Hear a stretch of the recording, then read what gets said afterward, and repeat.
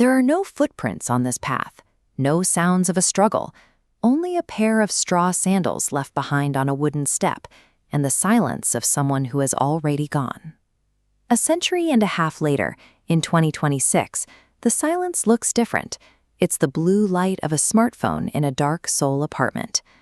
Jieun is looking at a message from her mother that arrived hours ago. The text is short, 5 careful lines. It ends with a question. Our honesty becomes a liability. A simple question about a meal feels like a trap, because answering it truthfully would mean acknowledging everything else that isn't being said. Jieun sets the phone down. She reaches for a library book on her desk, looking for a different world to inhabit, one where the problems are historical and finished. She opens to a passage from 1855. A 9-year-old boy stands at a temple gate. His father is dead. His mother has just walked him up the mountain, let go of his hand, and turned back toward the valley alone. The book describes a physical finality that makes Jieun's modern hesitations feel heavy. There is no "are you eating well" in this story. There is only a mountain path and a child who will never live in his mother's house again. In the winter of 1854, this village was a place of quiet starvation. An 8-year-old boy sat on a cold floor in front of his father's funeral portrait. He didn't have a word for grief yet. He only knew that the house had become very still. He watched his mother. She had stopped eating in front of him. The rice jar in the corner was empty, and had been for weeks. She spent her days pretending it wasn't. When spring arrived, she performed a final series of rituals. She washed his face with cold water. She combed his hair until it was perfectly smooth.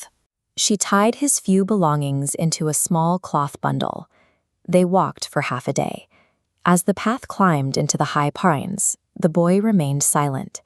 He had spent the last year learning that questions did not bring back his father or fill the rice jar, so he simply followed the hand holding his.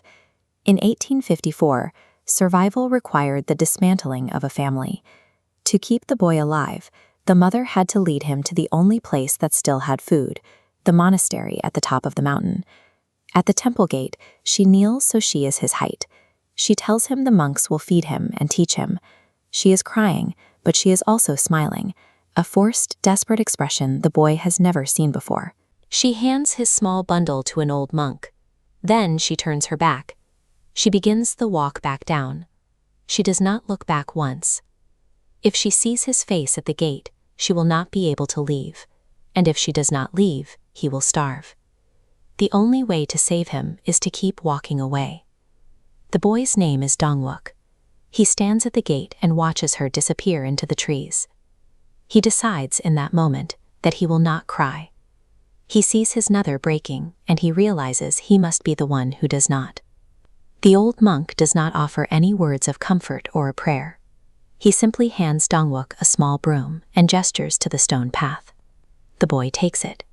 He begins to sweep the dust. That night, he lies on a thin mat in a room with 3 other boys. He listens to the wind in the pines and the steady, collective breathing of children who were all brought here the same way. In the dark, a question forms. It isn't a complaint. It is a realization of his own agency. How am I supposed to live this life? Down the hall, the old monk sees the lamp in the boys' room go dark. He lighted a single stick of incense for the father in the grave and the mother walking alone through the valley. The boy continues to sweep the path the next morning and the morning after that. The question he asked in the dark stays with him, moving with the broom.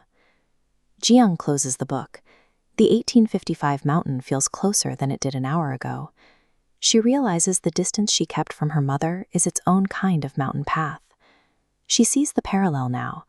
Her mother's vague questions are a way of not looking back, a defense against the fear that their relationship might finally break if they speak the truth. Jieun picks up her phone. She types a reply that is longer than 5 lines. She tells her mother she isn't eating well. She tells her she has been afraid and that they desperately need to speak, not through a screen, but in person. Her thumb trembles over the send button.